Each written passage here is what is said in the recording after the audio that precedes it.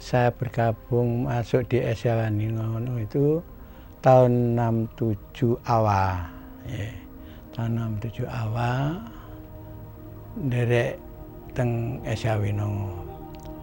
Mula bukane awalnya saya masuk Esa Winongo itu pertama ketemu Mbah Warno di Masjid Jumatan waktu itu.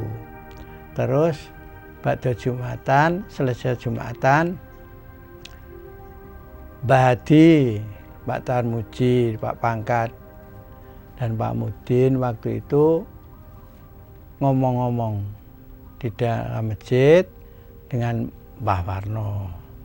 Nah, keranten bapak-bapak Mbah Hadi sesepuh-sepuh masjid niku sampun paham sambutan kalian Mbah Warno ngendikan, Dek Warno upami remaja-remaja masjid niki sing nderek Jumatan niki nderek teng Winongo dilatih panjenengan pripun, saged napa mboten? Terjawab, nggih saged. Akhirnya lain hari itu saya datang ke rumah Bapak Mbah Warno, matur apa yang dibicarakan di masjid itu kita sampaikan. Terus saya langsung disuruh ke Pak Darmo untuk mencatat hanya beberapa saudara saja yang didatangi. Di samping itu karena yang saya datangi juga seliting sependidikan waktu di STM-nya. Akhirnya lebih cepat proses. Terus di dalam sebelumnya menghadapi masalah situasi waktu itu, saya sudah beberapa kali diajak dari perguruan lain-lainnya itu untuk diajak masuk ke perguruan yang mengajak saya itu. Saya beberapa perguruan saya menolak, saya tidak mau. Nah, cenderung saya masuk di Esa Winongo itu Nas Muda itu waktu itu hanya Esa Winongo gitu aja. Itu pertama saya cenderung dalam pelajarannya itu setelah Bapak ngendikan bahwa ada sumpahnya itu ini sampai 10 itu. Nah, itu sesuai dengan pelajaran yang saya terima sebelumnya, yaitu di sholawat wahidiyah. Sholawat nyawijek ini teng sanipun Gusti Allah niku kula konjem. Karena apa hubungannya Allah dan Rasulullah. Nah, waktu itu juga Kanjeng Rama itu dawuh, Pak Safwan, satu-satunya bela diri yang saya ketahui yang berpegang teguh di kalimat syahadat sampai seperti apa perilaku Mas Warno, Mas kalau panggil waktu itu Mas Warno, itu baru Mas Warno itu. Lainnya setahu saya di Jawa ini untuk bela diri yang seperti itu baru tahu Mas Warno. Suatu ketika saya itu mati ndak, tapi saya ndak bisa apa, tapi saya nuwai jauh dengan sekeras-kerasnya itu kok ndak ada yang dengar. Waktu saya ngikuti pengajian itu ya, pengajian. Dengan adanya itu, setelah itu namanya Habib itu nanya saya, kenapa Mas Safwan kok sampai seperti itu? Ada takut toh? Enggak, saya enggak takut. Saya di hadapan saya itu ada piantun sepuh. Memandang saya enggak selesai. Ya diteruskan, saya dapat seperti itu. Oh iya ya, ya sudah besok saya ajak ke Kediri itu. Terus saya diajak ke sana beberapa waktu, selang lama gitu saya akhirnya ditimbali sama Kanjeng Romoya itu, bahwa ditanya apa betul Pak Safwan itu mengikuti Esa Winongo. Iya betul Pak. Ya Kanjeng Romoya gitu. Setelah itu, oh ya sudah. Loh, terus sama Suhadi Dulu mana? Oh kalau Suyadi itu dulu lewat saya maunya masuk itu. Oh jadi tua Pak Safwan? Iya. Berarti yang latih kamu? Enggak, saya enggak latih. Kadang-kadang ada teman-teman itu aja gitu. Nah, gitu. Akhirnya permasalahan saya masuk di SHW itu pertama saya konjem dengan ajarannya rohaninya itu. Hanya secara tidak langsung dia Bapak itu adalah perjuangan dalam arti ajak-ajak umat untuk kembali kepada Allah, sadar kembali kepada Allah, hanya itu. Jadi secara tidak langsung dia secara rohani itu ajak-ajak untuk berjuang derek makmum Rasulullah SAW. Ya, secara lahiriah ya dilewatkan, silat itu hanya sebagai apa ya, coro ya, sebagai cara ajak-ajak lewat bela diri yang katakan seperti itu antara lain. Kalau memang kamu masuk SHW Nongo itu keluar dari nurani sendiri tanpa disuruh siapapun, nah itu supaya benar-benar ya, kamu masuk SHW Nongo itu harus tahu maksud dan tujuannya. Kamu sudah ngerti belum? Dereng. Kalau belum, masuk SHW Nongo sebetulnya berat sekali. Pertama yang dicari itu hanya saudara. Karena apa? Kalau sudah masuk di saudara itu nanti kamu mau tanya apa saja di dalam pelajaran untuk menuju supaya kamu bisa kembali kepada Allah, itu tanya itu mesti dijawab jalannya lakunya berdasarkan agama. Itu begitu. Dan terus selanjutnya apabila nanti kamu benar-benar masuk di SHW Nongo, satu, kamu harus taat patuh pada kedua orang tuamu, yaitu birrul walidain. Harus benar-benar menghormati kedua orang tua, terutama kepada ibu. Saya beri contoh, apabila kamu disuruh ibumu, kamu waktu sibuk-sibuknya sesuatu, terus disuruh umpama, le, iki aku bundono tahu umpamanya, itu kamu bagaimana jawabnya? Inggih Bu, terus langsung kamu laksanakan, itulah yang bagus. Jadi jangan sampai membuat orang tua itu kecewa karena anak yang baru gitu aja disuruh sudah tidak. Apalagi kamu berani pada kedua orang tua, terutama ibu, gak bakal bejo selawasin dunia akhirat. Saya bilang gitu. Makanya itu supaya diingat-ingat, kamu masuk SHW Nongo itu jangan hanya sekedar masalah pencak itu nomor 2. Justru rohaninya inilah yang kita terapkan. Sebab obah musik manusia kabeh Gusti Allah.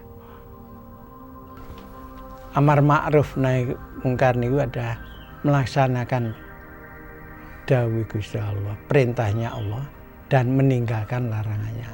Apa saja untuk yang dilaksanakan?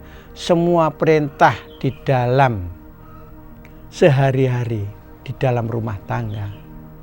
Umpamanya kita bekerja, kita niati ibadah, ini atas perintah Allah untuk menafkahi keluarga, sanak saudara, dan seterusnya. Ini niatnya ibadah dari perintah Allah. Ma'ruf, jadi melaksanakan perintahnya Allah. Nah, terus antara lain di dalam kemungkaran itu apa saja yang membatalkan dirinya, bahwa itu najis, itu haram, ya, itu larangan secara umum, negara maupun agama, itu harus jangan dilaksanakan, ditinggalkan.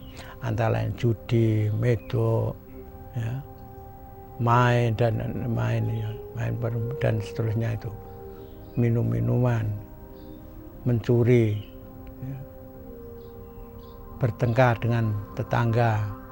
Nah, terus di situ kehebatannya di dalam ajaran Isya itu berusaha segala sesuatu mencari cepat. Makanya itu apa sebabnya Bapak dawuh bahwa seorang SHYer itu sebagai contoh suri teladan. Satu, dalam kecil-kecilan itu di rumah tangga. Keduanya itu lingkungan dibuat contoh kehidupan seorang SHYer. Di dalam pemerintahan tingkat RT, RW, tingkat desa sampai seterusnya. Itu harus benar-benar kode-kode yang ada di SHY itu diterapkan. Begitu. Jangan sampai apa yang diajarkan itu disepeleake.